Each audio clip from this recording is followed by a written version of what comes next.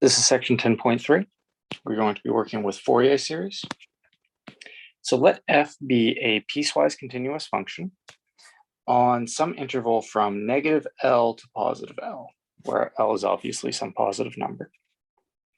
The Fourier series of our function f is the following trigonometric series. Now, first thing you'll notice is this is not an equal sign. In some instances, this series is equal to our function, but in some instances, it isn't. So right now, we can just say that it's related to this series. So f of x is related to a0 over 2 plus the sum from 1 to infinity of an cos of n pi x over L plus bn sine n pi x over L, where these an and bn terms are given by the following integrals. An is equal to 1 over L, the integral from negative L to positive L of f of x cos n pi x over L dx. And b sub n is similar with sine instead of cos.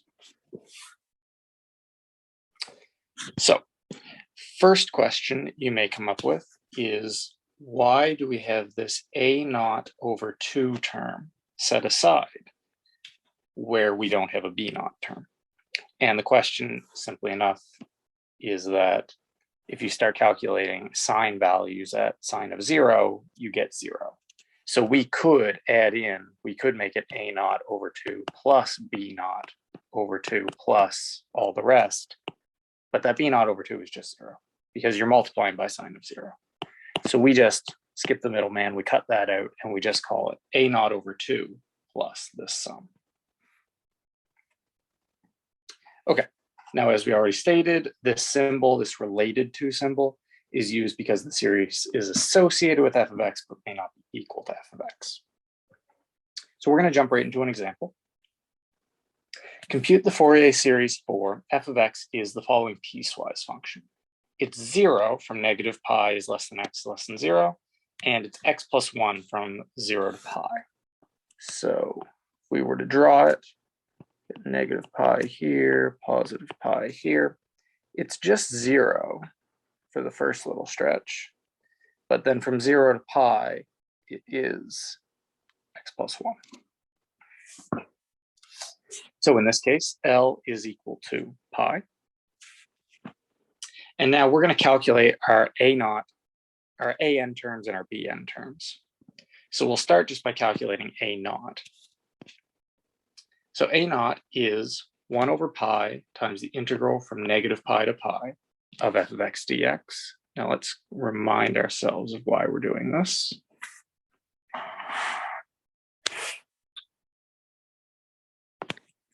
If you were to plug in x equals 0 here for your cos function, you're just getting cos of 0, which is 1. So we're just multiplying by 1. So the calculation of a0 is much simpler than calculating the rest of the a terms. So a0 is, as stated, 1 over pi times this integral from negative pi to pi. But we can simplify that again because from negative pi to 0, this function is just equal to 0. So we can change this lower bound from negative pi to 0 because this whole section here, when you integrate that, you just get 0. So we've simplified things slightly. It's the integral from 0 to pi of x plus 1, because that's what the function is equal to from 0 to pi. And now that's a simple enough integral to calculate. It's x squared over 2 pi plus x over pi. And then we'll plug in our pi values, and we get pi over 2 plus 1. So that's what our a0 term is. So at the very beginning, the very first thing we do, this a0 over 2, well, our solution, when we finally reach a final solution, that first term, that a0 over 2, is just going to be pi over 2 plus 1 over 2, which is equal to pi over 4 plus a half. We'll remember that for when we reach our final solution. But now that was just a0. We need to calculate every an term. So This is the somewhat more complicated integral, where we can't just assume that cos of n pi x over pi is equal to 1. We need to actually involve that into the integration. But our L term is pi, so these actually cancel out. So things are already simplifying for us. Now, as stated before, from negative pi to 0, this function is just equal to 0. So we can simplify by setting our new lower bound at 0 and setting f of x equal to x plus 1, because that's what the function is equal to from 0 to pi. We'll expand this into x cos nx plus 1 times cos nx, and then we'll integrate each separate piece. Now, this is an integration by parts where u is equal to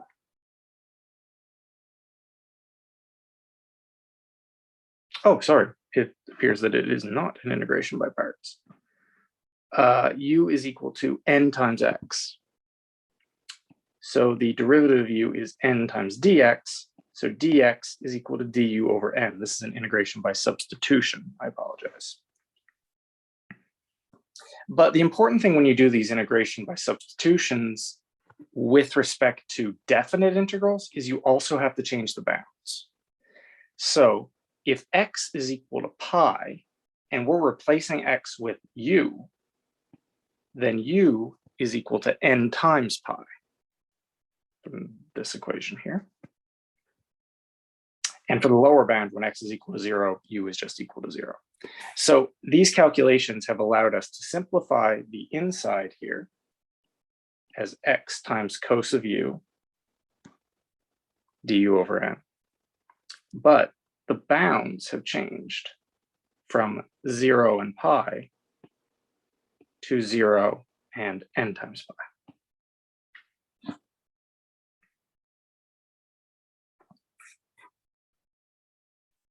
Now, x looks troublesome here because we performed our substitution, but that x is still sitting there.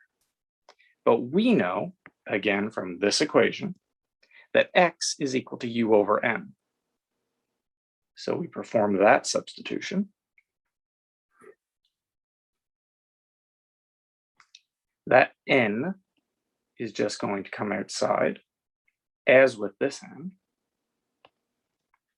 So we now have 1 over n squared times pi, and we're getting closer to something we can just take the integral of in here. We now have u cos u that we would like to integrate.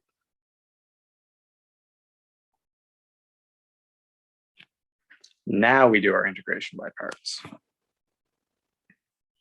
where r is equal to u and the derivative of r is du. Notice we usually use u's and v's for our integration by parts, but there's already something called u, so we just brought in r and s instead. And that means our ds is cos u, so s is sine of u.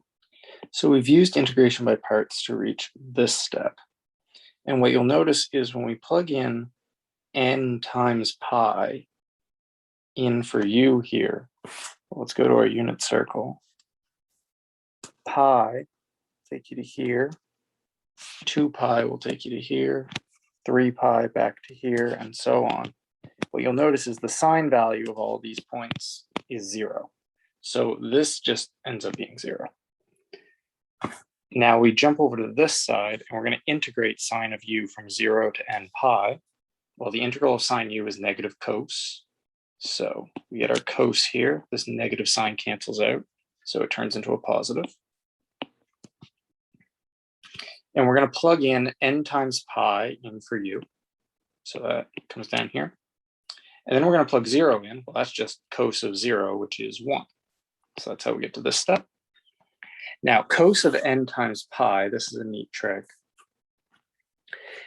N times pi, well, that's the same points we spoke of before, but now we're calculating cos. So this is going to alternate between -1 and +1. So this is actually equivalent to -1 raised to the n, where at n equals 1, we're here, at n equals 2, we're here, and then we keep alternating. So this is our final solution for what a sub n is. So if you plug in any positive integer for n, you can figure out what that coefficient is. Now we're going to perform a similar calculation for b sub n, where here we're just dealing with sine instead of cos. So things are going to break up very similarly. We're going to skip a couple steps to jump here because we've essentially already done them, where we perform our substitution to reach this point, and then we're going to do our integration by parts to reach this next point. Now, let's start plugging values in. When we plug in n times pi for u here, well, we're just going to get cos of n times pi, but we're also plugging it in for this u, don't forget. So that's actually going to cancel out a little bit with this denominator, and we're just left with minus 1 over n. Now, if we plug 0 in for u, well, cos of u, when u is 0, cos of 0 is 1, but we also have to plug it in for this u, so we're actually multiplying the whole thing by 0, so it all just disappears and goes to 0. Now, what is the integral of 1 over n squared pi times, or sorry, what is 1 over n squared pi times the integral from 0 to n pi of cos u? Well, this is going to give us a sine value, actually. The integral of cos is sine, but we just learned that if you plug in n times pi and 0 in for sine, it just all goes to 0. So this is another 0 term. So now all that remains is this. 1 over n times pi times the negative cos of n times pi. That's what we get here. And 0, which is what we get here. So hopefully that makes sense. Which of these just go to 0 and disappear, and which of them stick around? So we already found our little trick for what cos n pi is equal to. That's just negative 1 raised to the n. And we actually have that here as well. Cos of 0 is equal to 1, so that just disappears as a factor, and all that's left is 1 over n pi. Now, we have negative 1 times negative 1 to the n, so that becomes negative 1 to the n plus 1. We can do the same thing here, turning this negative into a positive. And this is our final solution for our bn's. Negative 1 to the n plus 1 over n, plus negative 1 to the n plus 1 over n times pi, plus 1 over n times pi.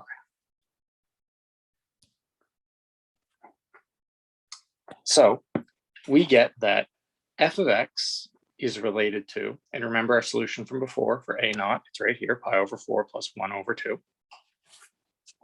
We plug in our an value here and multiply it by cos nx. And we take our bn value and multiply it by sine nx. So let's see what happens. When I plug in n is equal to 1 here, I'm going to get 1 over pi times negative 1 minus 1 is negative 2. So I should get negative 2 over pi, which is exactly right. What about when I plug in n is equal to 2? Well, when n is equal to 2, something interesting is going to happen here. My factor of negative 1 to the n minus 1 is just going to equal 1 minus 1, which is 0. So for every odd power, every odd value of n, we will get something down here. But for every even one, just going to go to 0. So you'll notice we only have the odd terms for x in here because all the other ones are just equal to 0. Now, it appears there are 2 negative signs here. That's obviously a mistake. That should just be 1 negative sign. But that's what you'll notice, is if you plug in an odd value for n, you will reach a solution. It will end up being 2 over n squared times pi. But if you plug in an even solution, you just get 0. So let's see what happens with sine. Well, if I plug in n is equal to 1 for this right here, I am going to get negative 1 to the n plus 1. So we'll write down here, negative 1 raised to the 2 is equal to 1. So I get 1 over n plus 1 over n pi plus 1 over n pi. So that's where I get my 1 plus 2 over pi. So this 1 over n plus 1 over n pi plus 1 over n pi. That is 1 over n plus 2 over n pi. But this is the first term, so n is equal to 1. So it's actually 1 plus 2 over pi, which is our proper coefficient. And you'll notice similarly as we plug in 2, 3, so on. So this is actually our final answer. This is our Fourier series.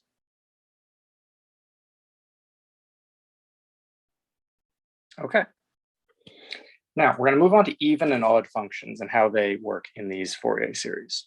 So an even function, g, is a function such that g of x is equal to g of negative x. Think of your classic example, y equals x squared. Whatever the value is at x, it's the same value at negative x.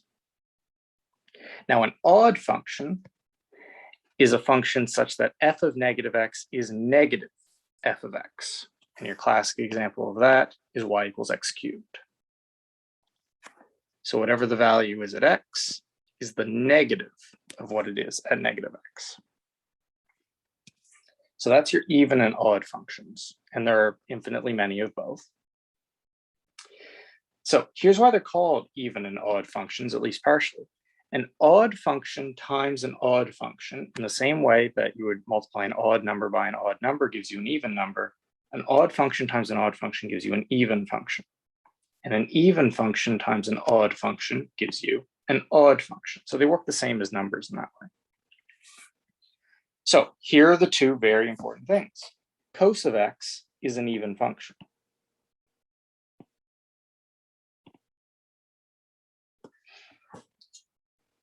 So g of x is equal to g of negative x. You see that symmetry. Sine x is an odd function.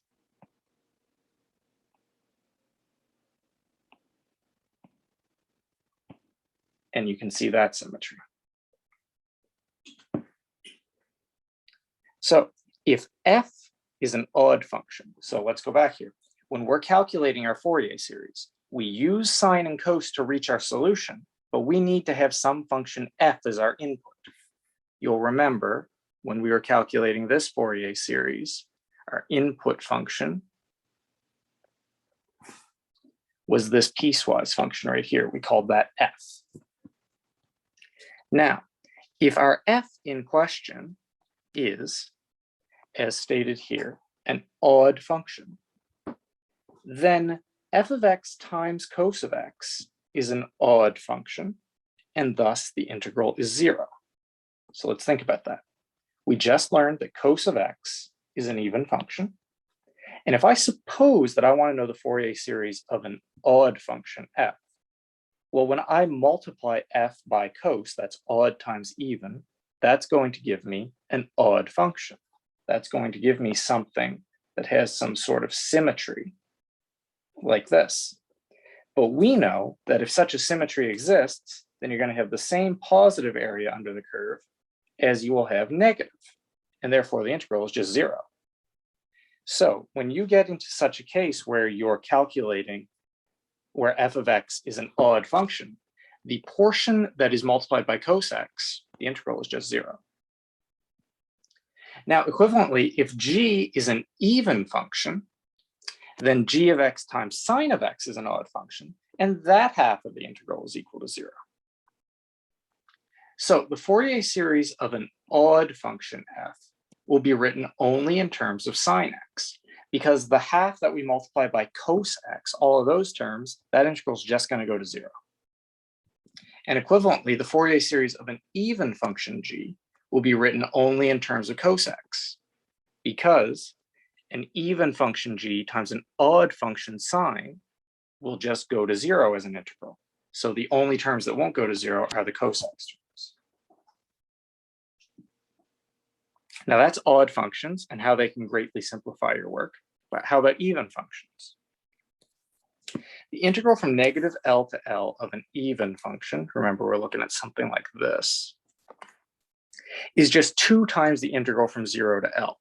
If I want to know the integral from here to here, and this function is even, then I know that it's just the same as calculating this area and multiplying it by 2 because of the symmetry involved. So this is another way that your calculations can be made simpler. So that is something to mostly stick a pin in until our next video on 10.4, when we're going to work even more with these sines and coses. But now we're going to talk about convergence. So pointwise convergence of Fourier series. So this is telling us what these Fourier series are actually equal to. Remember, we were working with this related to symbol because we don't know if the Fourier series is exactly equal to f. But here's what we do know. If f and f prime are piecewise continuous on our interval of interest, negative L to L, then for any point in that interval, negative L to L, we don't use this related sign anymore. We have an equal sign here.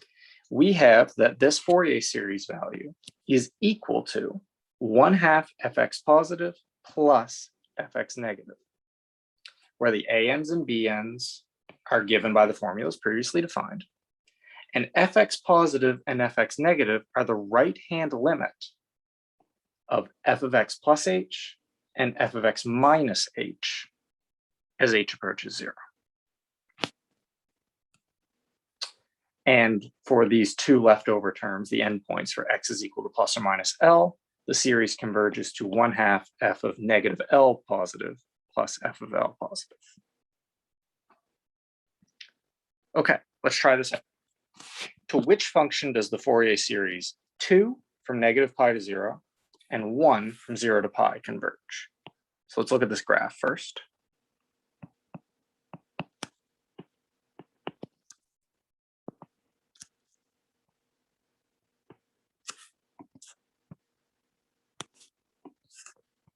So it's 2 from negative pi to 0, and it's 1 from 0 to pi, but we don't really know what's going on exactly at 0. So this function is piecewise continuous. There's just one jump there at 0. And its derivative is piecewise continuous as well. Again, just that one jump at 0 is going to cause a problem in the derivative as well. Thus, the Fourier series of f converges to the 2 pi periodic function g of x. So let's talk about that just for a moment. We have only defined this graph to look like this. But if we talk about our periodicity from before, we could view it as something periodic that just continues on in this pattern. The Fourier series of f converges to the 2 pi periodic function g of x, where g of x is equal to 2 from negative pi to 0, and g of x is equal to 1 from 0 to pi. That's the same as we have it defined. But we get to use our equation about pointwise convergence to state what's going on at 0. We get that this equation of f of 0 positive plus f of 0 negative divided by 2, well, that's just the result of these two limits. It's approaching 2 and it's approaching 1. So we get 1 plus 2 over 2 gives us 3 over 2. So what the Fourier series is actually going to be equal to is not this graph here, where we go at a value of 2 and a value of 1, and we're not really defined at 0. The Fourier series is going to define it at 0. It's going to go to 2, it's going to go to 1, and then its value is going to be right smack in the middle. It's going to be 3 over 2 when you're equal to 0. But we also have some more information. The Fourier series at plus or minus pi, again, using our equation we just spoke about, where we plug in capital L. Well, we have that that is also going to be equal to 3 over 2. So we get the endpoints are also going to be 3 over 2. So finally, if you would like to draw this as a periodic graph, which wasn't necessarily stated in the question, but it's certainly an option and something that may prove useful, the Fourier series is actually going to look like this.